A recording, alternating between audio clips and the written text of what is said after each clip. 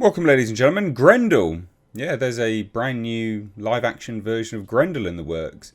This isn't any old roll your eyes remake type deal or retelling type deal. This is with the Jim Henson Company, and you would have seen it in the thumbnail. We get our first look at Grendel, and it is mind-blowing. It's genuinely mind-blowing. Now, I did not know this was actually in the works. This must have flew under the radar. I don't know how. This is right up my street. I think Jim Henson Company is just truly exceptional, and the work they've done is just insane, to be fair. I mean, it's such artistry brought to life. So, yeah, a bit sad that this flew under the radar, but we've got our first look at Grendel now. So I thought I'd do a video on it and take a look. So hit subscribe if you're new here, and do turn those bell notifications on. But this is an exclusive to Collider. And this follows on from a report here, which was in May of 2024. Again, didn't know this was a thing. This is on Henson.com. And it's Jeff Bridges, Dave Bautista, Bryan Cranston, Sam Elliott, Thomasin McKenzie, Aidan Turner and T-Bone Burnett star in Grendel. And this is from the Jim Henson Company.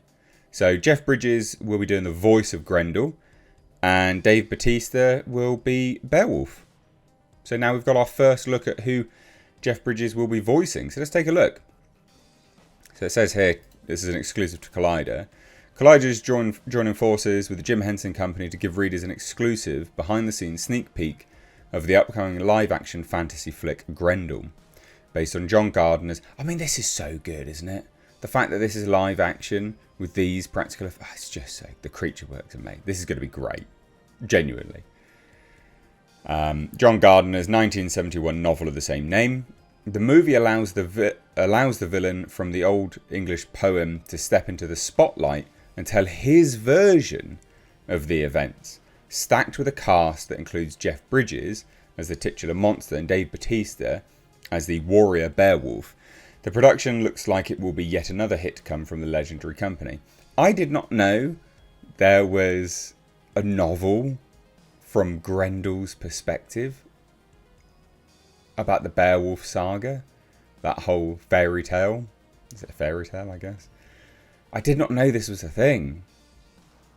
This sounds great.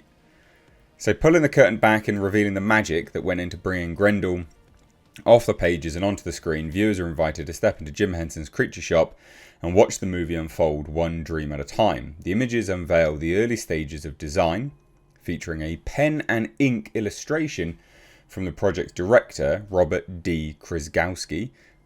I probably butchered that. That shows the Helmer's very first imaginings. From there, you can flip through the process as the crafty and creative minds at the creature shop build and fit the costume, with Jim Henson's son, Bryan Henson, leading the charge. Another shot catches Krzyzewski and Henson outside the office, taking in a bit of fresh air, celebrating the incredible work they've accomplished. So here you can see it, right? Here's the original image. Looks great. Like, what a cool image. Sort of mischievous. Not quite horrific, but mischievous. Then as they start to design it, putting it together. They do such good work, don't they? They really do. The work the Jim Henson Company does is truly amazing.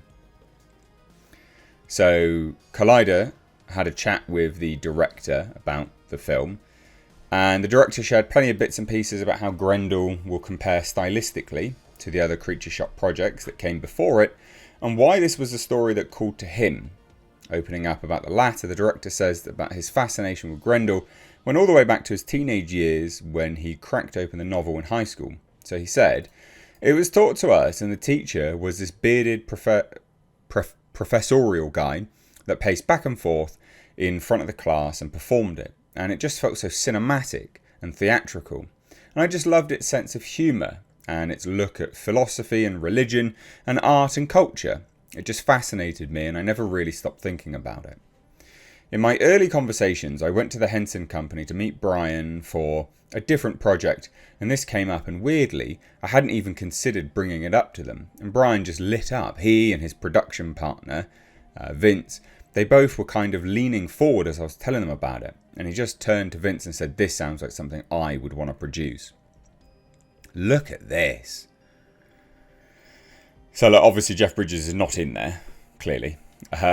Like obviously it's someone else, but he's going to do the voice of it. So it says here, teasing the tone anyway, that is really exciting because it also balances this very cerebral world that Grendel lives in, where he's trying to understand humans and he's trying to find his place among them, and he can never quite figure out how to get the right pieces in the right order to be satisfied.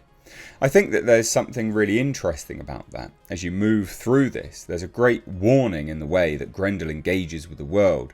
And I know Jeff Bridges and I have talked about that a lot, the moral purpose of this. And I think that it leaves the audience with something really meaningful to talk about when they leave a story like this. Look, I have no idea what this is actually about. Like overall, I don't know the story, but this is just remarkably good, isn't it? I mean, this looks amazing. You don't expect any less from the Henson company. You really don't. But every single time they release something, I'm always blown away by it. Like, this is truly, truly art.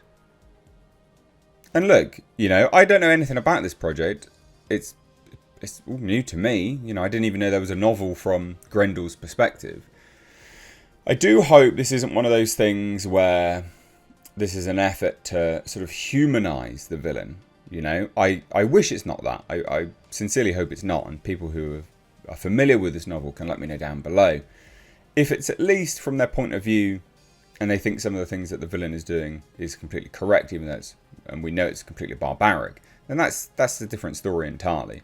That's a villain having conviction. Because they did this with The Thing, didn't they? Was it like Who Goes There, I think it was.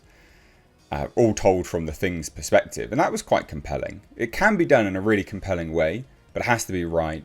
And I do feel like Hollywood has a habit lately of telling sort of stories from the villain's perspective, but they make them out to be like anti-heroes and stuff. Like, it's okay for a villain to be an anti-hero of their own story, or a hero of their own story, but not from a human's moral compass. That should always be they are the villain.